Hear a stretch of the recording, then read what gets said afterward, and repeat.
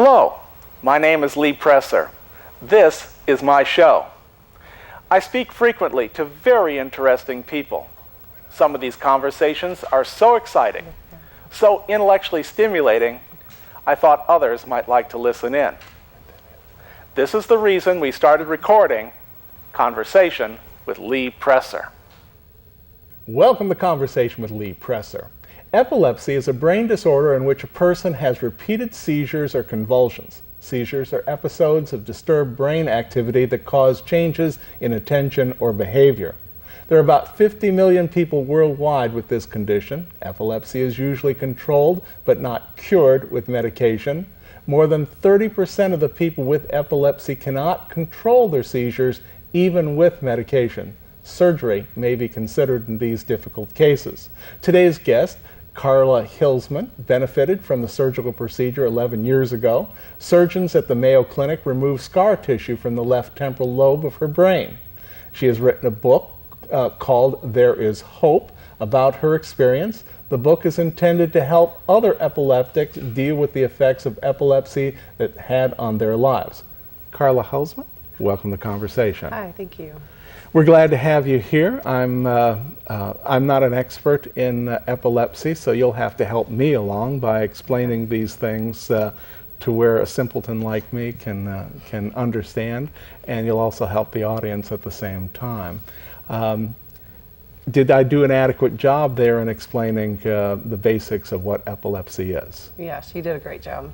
Okay. Because there's a lot of people that have it, and there's like 1 out of 100 people in America in that statistics, but there's 3 million in America and 50 million worldwide. But I had it since I was little. When I was 2, like when I was 6 months old, I had a febrile seizure. But when I was 2, a febrile, just like from a high fever. Oh, yes. And then when I was 2, I had a episode of another high fever and then lethargic and went into a coma where I was out for like 24 hours. And my family doctor in Germantown, he was awesome. So we went to Centralia and then to St. John's Mercy Medical Center there. Mm-hmm. But I was out for 24 hours and then I came out of the coma, went into another one for 18 hours, and then came out, and then that's where they diagnosed me in St. Louis that I had epilepsy. So when I grew up as a kid, it was, growing up taking the medicines. I can remember taking like 10 pills a day and then going to the office to get like my afternoon medicine. Mm-hmm. And some days was mostly very normal. Office at school, you mean? Office, yeah. At the school office, right, like in grade school, yes. In Germantown. And so when I would go to the office to get my medicines, it was just kind of like having to juggle around that daily schedule. And I think sometimes it was more like feeling like you're like unordinary, like you just feel out of the box right. At times, but then there's times where you feel like you're normal and you hate that up and down feeling. And so I did perfectly fine in grade school. I did have some issues with my knee and back and had all kinds of issues going on with that too. But when I got to high school, I think that's when it got better because it seemed like maybe with the hormones and all the girl stuff that it seemed like it got to be more in balance.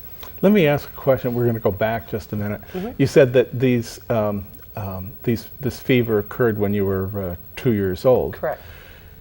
Do the doctors say that epilepsy started there, or you always had epilepsy and it just showed itself there? I think the doctors had thought when I was 6 months old that they said it's a febrile seizure and that they really couldn't tell for sure if it was epilepsy at the time at 6 months old. They just had told my mom and dad, keep an eye on her and see if any behaviors change or if anything changes. If it does, then we need to like check it out more. But since it was like a first time in a high fever, they just thought it was like a febrile seizure, so I was just told that I don't think I was even on medicines at 6 months old. It wasn't until I was 2 years old when I had the episode that went into a long mm-hmm. journey, and then the scar tissue showed up on the left side of the brain at the hospital in St. Louis. At that time? At that time. Mm-hmm. Oh, so it's yep. from being 2 years old on. Correct. This showed up. Right. Okay, all right. So then you said you went through grade school and you took your medicine and you did pretty well there. Then high school, you were doing okay there, right? Correct. Okay, yes. So now go on from, now we've graduated from high school? Yeah, we graduated from high school, had right. my license. Those are always those areas that you're not sure if you're gonna make that step sometimes, but because those are all things that can take effect with your medicines, as the driving and seizures can be very uncontrollable, and without that controlled, you cannot have a license for, you know, a year or 6 months, depends on which state you live in. And so I was very fortunate that I didn't have those issues at the time. And then when I got into high school, I went to college and worked part-time and did that on a part-time basis. Then when I went to the 4-year college, I went and got my teaching degree, and I became a school teacher. And I always had a heart to see the underdog become, you know, the overcomer. And I think I just saw that from my own issue of wanting to succeed and try to be normal and live a normal type life and have the equalness, you know, in those areas. So when I graduated and had my first teaching job, and I continued in teaching for some years, I still saw kids that had either seizures or some type of neurological disorder, and I just felt for them because I knew where they were coming from. And I did not see anything out there for them to have that support, even their support groups. I'm talking about having like a journal or someone that is there, you know, to help them in the school basis. There are outreaches, I'm just saying, I just didn't see it. And I always wanted a book to journal when I was a kid. Let's pause right there. You have written a book, so Yes. Why don't you show the audience the book cover, just so that they have an opportunity to see. There is Hope is the name of your book, and Correct. your purpose in writing, we'll talk about the purpose of this, but in short, you wanted to just make a record so that people who have this disease know that there's hope and that they can get past some of this. Correct. Okay. Yes. So set that down and let's go back. So, all right, so you're a teacher now, and I was a teacher for many years, and then when I was a school teacher, then I had some children that had seizures, and I just started to take note from what they were asking for help for, and I could relate to that because I'm like, shoot, that's what I wish I had when I was in grade school.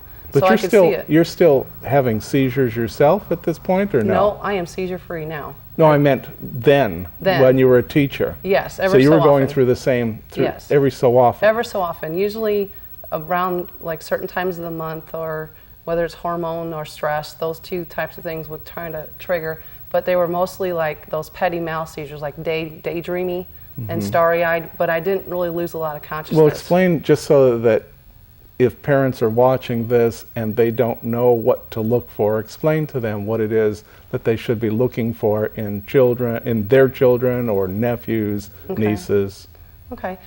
From my own experience, like what to look for is like when I would get kind of starry-eyed and like daydream and would feel kind of like sleepy afterwards, not all the time, but just feel daydreamy and kind of dozing away, like spacing out. Kind of like losing, like Train of like thought. your eyes are kind of like losing focus, just staring out. Correct. Just staring out into the into space. Correct. Like Well, staring out. teenagers do that though, so I know, there's and got to that's be the hardest some thing. right. There's got so Yes. what is different about what a normal kid is like?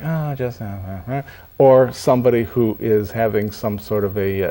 Is there some way? I mean, you who have gone through this, can you see the difference? I can see it because I've experienced it my own self. Sometimes if you can get like the ones that, there's people that have auras where they can sense something, that's even better. Some people you don't know, like there's no awareness to some people, like it's just totally dropped down and there's no warning signs.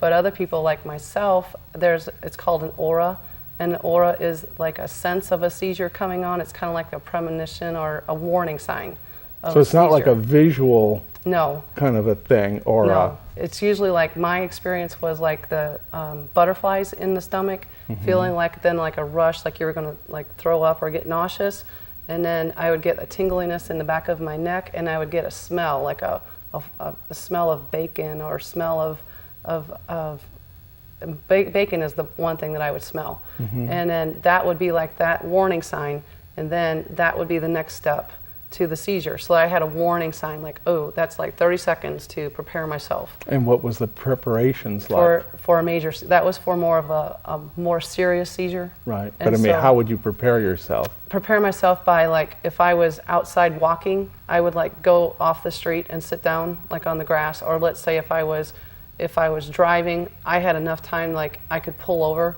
and stop the car, because it was at least 30 seconds, 35 seconds. So even just getting to a safe place and then sitting down on the couch, or my intention was like, I would always feel nauseous. So I would walk to the bathroom, like as if you're going to get sick.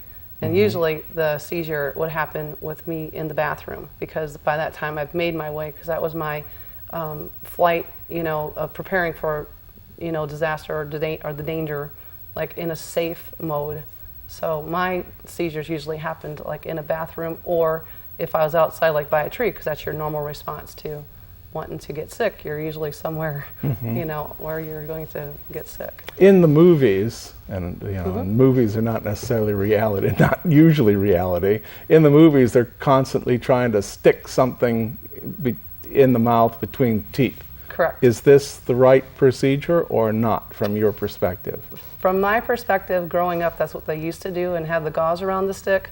But in today's society, they say do not put anything in the mouth. It's not the safest, because they can bite down and it can break off. Okay. So my perspective is not to put anything in their mouth, and to just keep them in get them into a safe environment and keep them from any danger, and keep them in an open, clear environment so that they don't hurt themselves. Because if you do have a fall down seizure, which is a grand mal seizure, and you fall to the ground and you start convulsing and you have like those severe contractions and constriction, that's the last thing you do, because your arms and your legs want to let go of all that stress and all the neurological disorder going on, and that wants to flex your legs and your hands. So they need room, and give them room, and don't hover over them, but keep them safe, and then let them have the seizure, and then let them know that they're okay. Now, was that you, or That was you had these grand mal seizures? Yes. Every time, or just some of the time? I have only had about 3 grand mal seizures in my lifetime. Okay. So what was your experience of what was actually going on with you outside, and what was going on with you inside? On the inside was the aura sensation, and then having that complex partial seizure, which is called, the complex partial seizure would be like, where you feel nauseous, you feel like you're going to puke, and I would put my hand over my mouth with my hand shaking, and then I would feel like I was going to throw up, but I'd get the tingling in the back of the head, I would get the nauseous, then dizzy, and then wanting to sleep. So I would lay down and sleep. So you're standing through this? Standing, and then I'd be like on my knees, like I'm going to get sick. But not with arms and legs flailing about? No. The only time I ever had a grand mal seizure was when I came off of my medicines through my doctor, telling me to change medicines and do some things to try to balance out my medicines. And the grand mal seizure I had was when I was adjusting my medicines, and it was way too low. And my child was born at the age of, she was 2 then. So when it happened, I was just coming off the medicines and switching medicines, but not off, and I had come off of them from what they told me to do, and the grand mal seizure happened in the bathroom, but it was my husband at the time, he's the one who found me, and we were in the hospital unconscious for 5 hours before I came to. And then when I went to the doctor, it was immediately back on the medicines, and we never had come off of those medicines, till I had surgery for seizures and did what the doctors told me to do from there. All right, well, that's jumping ahead. So, and how often, before your surgery, were you experiencing symptoms like you've just described? I don't mean the grand mal, I mean the symptoms. What do you call what you were experiencing? Not grand mal, it's... Oh, the complex partial. Complex partial. And then the other ones are petit mal, which are more of those mild seizures, like the daydreamy, the starry-eyed, and the gazing, and feeling like you're somewhat nauseous, but those are like warning signs. But then when it progresses to the next step, then they get more intense, where you can lose, you slow your speech, or you lose your train of thought when you're wanting to talk, which what I mean by that is, like, I would want to have a conversation with you, and if I had a seizure, then I would stop talking in between the time of my conversation, and it would just completely shut off. So that's what a complex partial seizure of my experience was, and that's... And how often was this occurring? Like, we're talking every week, every month, several times a day? Several times a day. After the birth of my daughter, it was hard to get the medicines adjusted in the body, So the first 27 years I did well, but then when I was going on 28 and adjusting the meds after coming, through the pregnancy and that stuff, it was the next 8 years that I had that experience of trying to adjust the medicines, but that's when I was having 6 to 12 seizures a day. Some of them were those mild auras that we went through, and like they were just like those daydreaming type things, but then the other ones, like I would say like 6 to 8 times a day, there would be like those heavier seizures that would happen. And I could tell that it was starting to affect my memory and my train of thought. In what way? Because I could feel like my alertness and my memory was like being affected, because it was like I didn't have that retaining. After this was over, or okay. Yeah, so, like from all so you're the talking about constant in your regular life, you were starting to feel that I could tell that you something couldn't wasn't retain right. your memory as well as you thought you should. Right, because I was taking a lot more notes, and I could notice that my short-term memory was starting to take, effect, and I'm like, man, I can always remember stuff. Is this medicine, or was it the seizures that or you don't know? I know now, but at that time, I didn't know. At the moment, we were thinking it was from the medicine I was taking, and that was one of the side effects from one of the medicines, was a type of memory loss. So we got off that medicine. I did notice a difference to get better, in some of the memory. I just felt like it was still kind of not so sharp like it used to be, and so. But at least it got better when we switched the medicines. But when it was happening that the seizures were more continuous, of like 6 to 12 a day for those probably 4 or 5 years, I could tell like it just wasn't so sharp, because I was very sharp at like knowing stuff and memorizing stuff. So I noticed it, and it was a red flag for me to see if I could get more help. And that's when I started researching more help on where I could get more help. And is this where we started moving towards surgery? That's where I started realizing, after doing one medicine a year for 8 years, like we tried 8 different medicines, and we tried those last ditch ones where they give you a medicine when you have a seizure that it will stop it, and it'll halt it. And so we tried all that, and when I got to the point where I could feel like my body was like really trying to shut down, because nothing was really working, and I could tell there was a lot of stress, and stress is a big culprit that can play a factor too. But what I noticed is my body was just like mentally and physically just starting to kind of wear down, and I knew that it was a last ditch for answers, because I just had a daughter, that we had to take out of like gymnastics or just the regular stuff at 3 and 4 years old, because I wasn't driving. My license were suspended. Right. Okay. Couldn't drive for 3 years. And now I know what it's like when people who are disabled and they can't go anywhere. I'm like, this is horrible. What do you do? How do you maintain like a normal life when you can't drive? And I was sitting in the park with my daughter, because we live by the park, thinking, am I going to be on disability? I mean, this is not attractive. This is not something that I want to be thinking about. How old were you at this point? I was 28, 29. At that time? Okay. Almost. I was just going to be 30 that following couple months.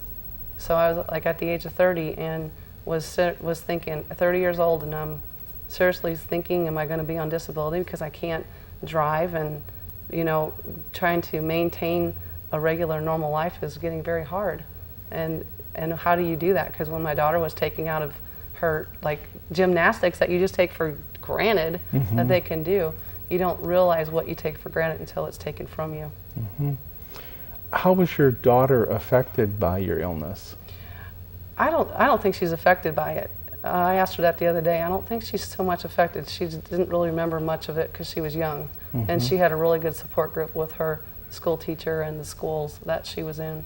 So that's the number one key, was the support, and that she had good support, and she had great school teachers that helped her. Good.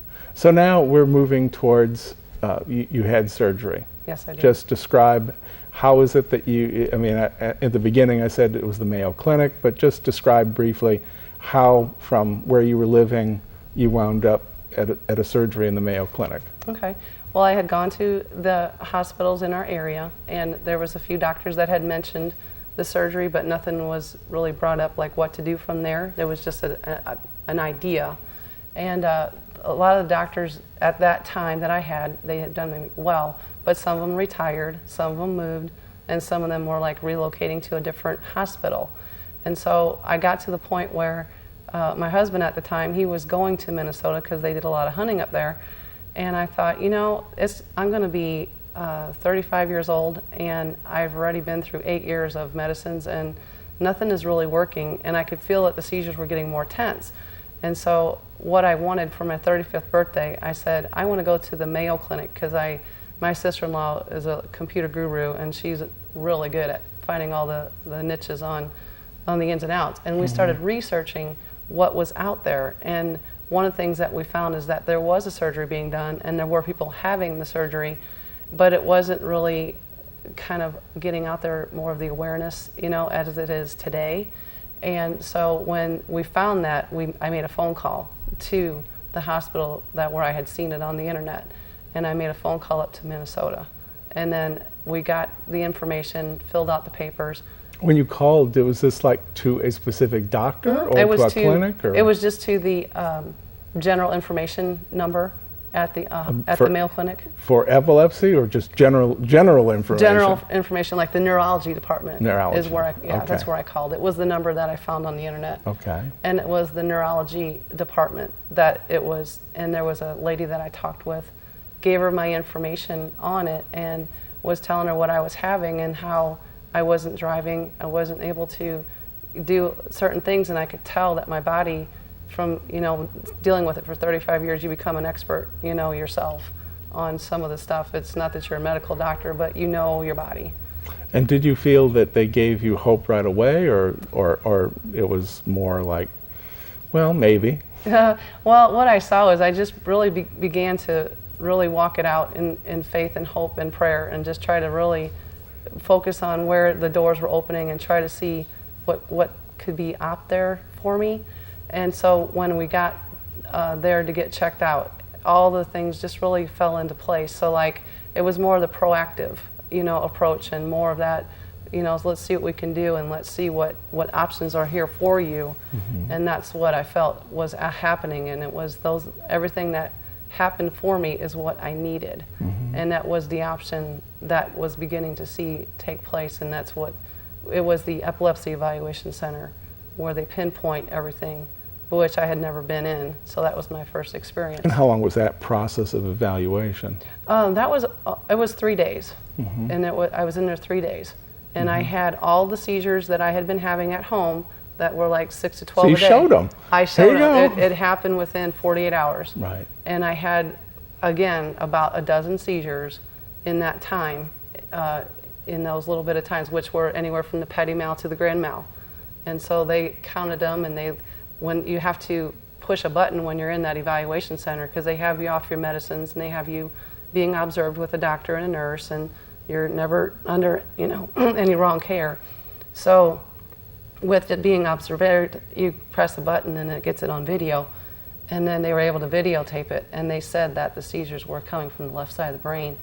But what they also said is that they were becoming so tense that it could cause your heart to skip a beat and have a sudden cardiac arrest. So if you times that by 12, that's 12 times the times, of that being pretty serious. Okay, time goes by so fast on TV. We're down to the last 5 minutes here, so I want to make sure that we cover the rest of this. So you had the surgery, they removed scar tissue from the left temporal lobe. Correct.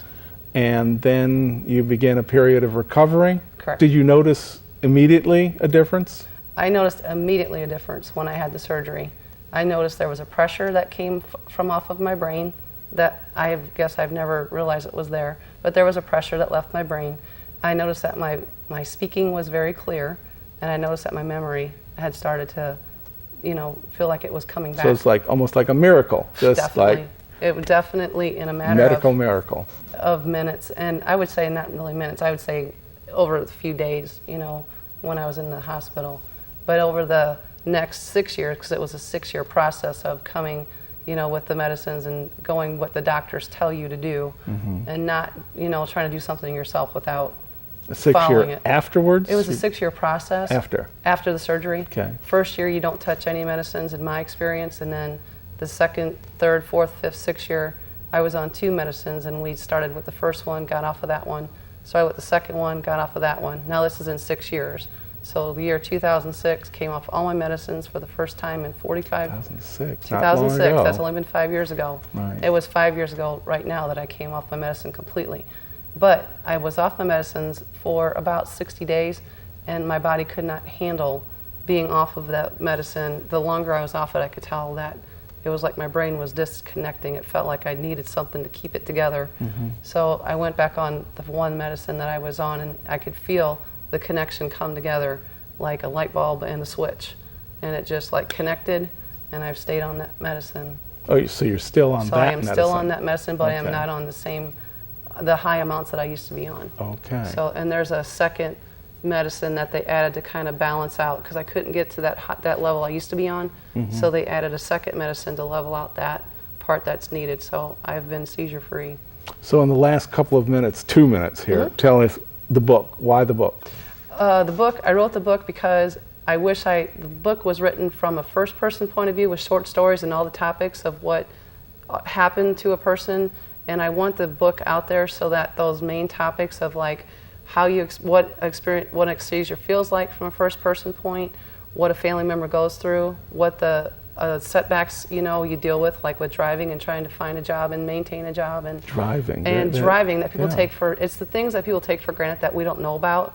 And I wrote the book so that people who have a brain disorder or disability or seizures or coma or concussion will benefit from this book, and that there'll be more awareness, more acceptance, more understanding, knowing the facts, knowing what to do, knowing how to overcome, and that it has all the resources of the numbers and information and contacts in one. So it's really like a lifeline book, which took me 45 years to figure out. That way it'll take them 45 minutes to get it figured out, so it'll take them less time, of all the searching. And what would you hope that they would accomplish after having read the book? Now what? I hope that they accomplish when they read the book, that they'll have a better understanding. I hope that the family members will read the book, and that it'll help bring families together, and it'll help bring a better understanding when they go to the doctor. So that way, because journaling is one of the best recovery things that you can do, and filling your journals with journaling and writing and getting your thoughts from your mind to your paper is a great healing process. And then when you take like positive words and confirmations, and like prayer and faith for me helped tremendously. And filling it with those will give you a great, more hopefully optimistic outcome. And that's what I want, is the other ones to be able to have what I learned and be able to succeed to the best of their abilities. And you seem to have. You've carried on this conversation here through this 30 minutes, and you've done very, very well. I thank you very much for coming and spending some time with us today and explaining exactly what you have gone through, which is a lot. So again, thank you for being with us today. Thank you for the opportunity. And to my audience, I've been speaking with Carla Huelsmann. She has this very interesting book, which I'm going to hold up right here, which you ought to read if you have anybody or know anybody that has epilepsy. It will help very much. I want to thank her for being with us today and explaining this. To my regular audience, I want to say thank you for being with us, and we'll see you next week. Thank you. Goodbye.